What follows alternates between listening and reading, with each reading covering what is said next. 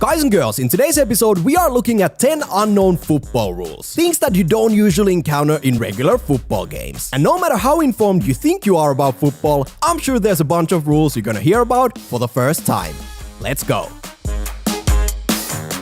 Number 1. If you score a goal but the ball goes flat on the way to the goal doesn't count. The reason for this very unlikely scenario is that the ball must be pumped, or more officially, the ball must be of proper condition at all times. So as soon as the ball is not in proper condition, the game should be stopped. Now, I did find a clip where a player actually scores in the Champions League with a ball that basically explodes midway through the air. And to my knowledge, the goal did actually count. Probably because this is very difficult for the referees to spot. Obviously, the likelihood of the ball ever exploding in your football match is, well, quite flat. But now you know. Number 2. Yellow card for an illegal celebration remains, even if the goal is disallowed. For some reason, football lawmakers felt the need to add this rule for the 2019-20 season. And as the name suggests, if you score a goal, for example, take your shirt off as you celebrate, but a VAR check disallows your goal, well, you're still gonna be booked for an illegal celebration. According to the rule makers, this is because the impact is the same as if the goal was awarded. So don't get angry. If you celebrate illegally, get a yellow card and your goal won't even count. Number 3. You can be sent off before the match even starts. Now, you may or may not have been on the receiving end of a red card in your career. But from now on, just be aware that if you're acting like a complete fool already during warm-up, the ref has every right to dismiss you before the game is even kicked off. You could, for example, say something horribly offensive to the referee or a player from the other team. Or in the case of Patrice Evra, he was dismissed from the game after attacking a fan during warm-up in 2017. Once again, this is a rule most of us don't ever have to worry about, as long as you behave properly before and after kickoff. Number 4. The amount of players allowed to take penalty kicks in the shootout must be equal for both teams. In simple language, this means that if a player from Team A gets sent off during the actual playing time and we go to penalties, Team B then has to exclude one of their players from the shootout as well. This happened, for example, in the 2006 World Cup final between Italy and France. And I'll give you a bit of time to try and guess which player from Team Italy missed the penalty shootout because of this rule. But to run through the whole thing, Zidane was very famously sent off in the 110th minute of the game. And since France had only 10 players on the pitch going into the penalties, Team Italy had to exclude a player from the shootout. Did you guess who it was? Well, the correct answer is Gennaro Gattuso, who finished playing the full 120 minutes but didn't stand with the rest of Team Italy in the center circle during penalties because of this very rule. But I'm pretty sure he's more than happy with the final outcome.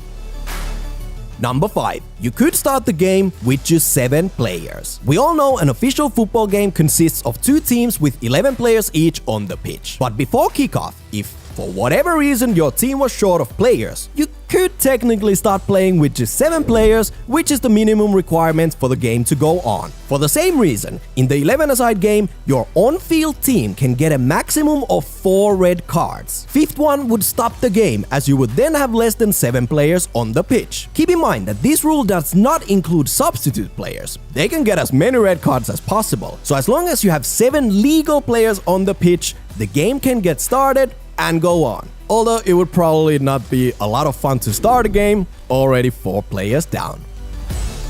Number 6. No attacking players closer than 1 meter from the wall. This is another rule that was officially implemented in the game from June 1st, 2019. The rule is that when there's a wall of 3 or more defenders, the attackers are not allowed within 1 meter of the wall when the kick is taken. Otherwise, the team will be penalized with an indirect free kick. According to the rule makers, this new addition was implemented because attackers standing very close to or in the defensive wall at a free kick often cause management problems and waste time. There's no legitimate tactical justification for attackers to be in the wall, and their presence is against the spirit of the game and often damages the image of the game. So from now on, you're unfortunately not allowed within 1 meter of the wall when your team has a free kick. And if you notice your opposing team breaking this rule in your game, you gotta tell the referee to check out this episode.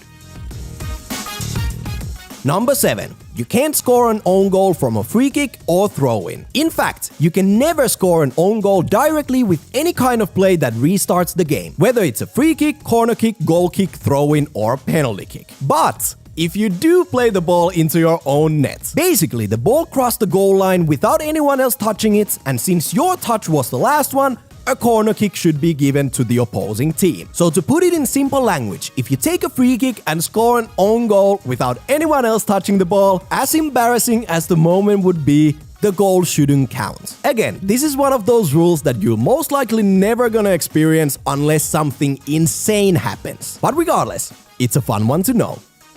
Number 8. The team that wins the toss can now choose to take the kickoff or which goal to attack. This is a quick one as it's pretty straightforward. But in the past, the captain who won the coin toss could only choose which goal to attack, but he can now choose to start the game instead. Now this is another recent addition to the official football rulebook. And while it may not be the most meaningful one, well, now you know it exists.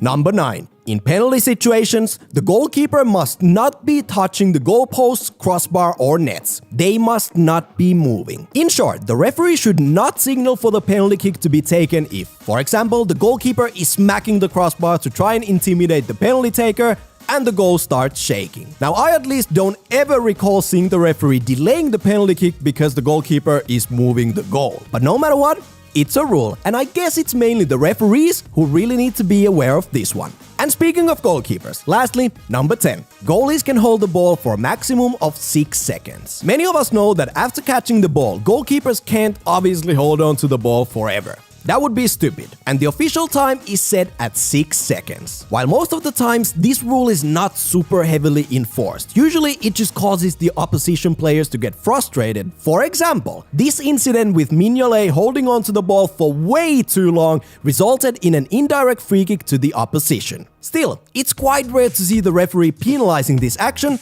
but now you know about the 6-second rule. And that's it for the 10 quite strange rules you most likely haven't heard of before. Let us know in the comments down below what other strange rules you're aware of, and smash the like button if you enjoyed the episode. And before you leave, you can make us super happy by subscribing to our channel for more videos like this one. And with those words, I'm out.